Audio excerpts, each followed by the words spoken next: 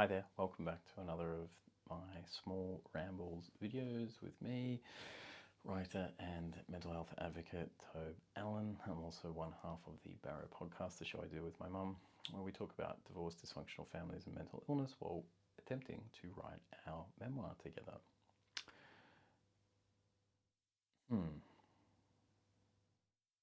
Boys without fathers. I've got quite a lot to say about boys without fathers and what that experience is like. Something that maybe I don't hear people talking about, but then maybe they are and I'm just not finding those conversations. In any case, there's a few aspects that I want to touch on. One is this idea of role models, and the other is vulnerability or susceptibility. I think that when you grow up without a father in the home, there is a tendency as a male to, for a certain amount of insecurity to enter your life, which, when we're feeling insecure and unsure of ourselves, we are vulnerable to certain things, susceptible to certain things. One of the things that I find interesting, something that I've gone through and which, I've kind of seen it sort of hinted at in other things, but maybe people haven't really gone there, I don't know. There's a lot of talk about things like coercive control and power dynamics in relationships, but I think for boys who grow up without a father in the home, there is a real susceptibility to the intrusion of other men who wish to be role models, who wish to be male role models. I think that certainly in my case, I found myself in situations later in life where this void, this absence of a father, was being quite eagerly taken up or filled by a certain kind of man, and being insecure in my own manhood, masculinity, whatever you want to call it, because I didn't have a traditional male sort of breadwinner in the home or someone that I could bond with and learn from. It kind of left that door open for a certain kind of man, as I say, to come into my life and for me to sort of think, oh, well, maybe I can learn from this person. Maybe, I can have a bond with this person. Yeah, in a pop psychology kind of a way, it is me, searching for a dad in the world. And men definitely go through this. We've had, we know cliches about young women with quote unquote daddy issues, and, there's all sorts of trashy kind of stereotypes that we have in culture. But certainly, I think this is something that needs maybe a little bit more investigation. It's something I'm trying to work on in my own writing practice, and it's definitely something we'll touch on the show whenever we get to that. I'm not sure where we're at just at the minute.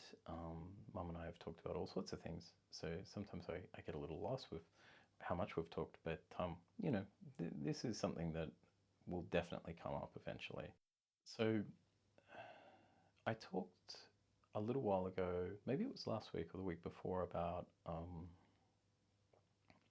the male drive and needing to kind of slow down and think about craft, not to sort of like push yourself and kill yourself, give it 110% effort and all those sorts of cliched phrases that we have. Certainly without a father in the home, and that bit of insecurity or doubt that you might have as a man then entering the world later in life as a boy without a father, I think you're positioned to be particularly susceptible to those kinds of messages about this is what men do, this is how you can sort of be a man. And I would just, offer a warning or some caution to, if you're a young guy who grew up without a dad in the home for whatever reason, yeah, I think you're positioned to, you are vulnerable, and you're probably more vulnerable than you will ever be willing to admit. And that's a shame. And there are cycles of not admitting vulnerability, which makes you even more vulnerable. So if you are in that sort of a situation, or if you've ever been in that situation, if you grew up without a particular parent in the home and then went looking for one later, and you opened the door to, somebody who wasn't so great, these are pretty common experiences, I imagine. Things I've been reflecting on a lot lately. And I just say to you, tread with caution, and, try to find a support network that is healthy, but maybe try to get yourself off to some therapy and go see a counselor and talk about these problems that you may not think you have, or may wish you don't have and are trying to conceal. I promise you, in the long run, talking about this with a professional will be greatly beneficial to you. The pitfalls can be enormous, and watch this space, because I feel like coming back on this particular issue. Again, this is just a small ramble about something. If this resonates, or you have your own story, or you want to tell me what I've just said, make sense of it for me, you want to add to it, then please leave a comment below.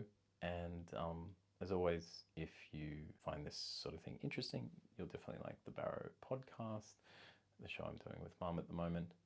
Links, further descriptions, and information can be found in the description field below, as well as on the homepage to this YouTube channel.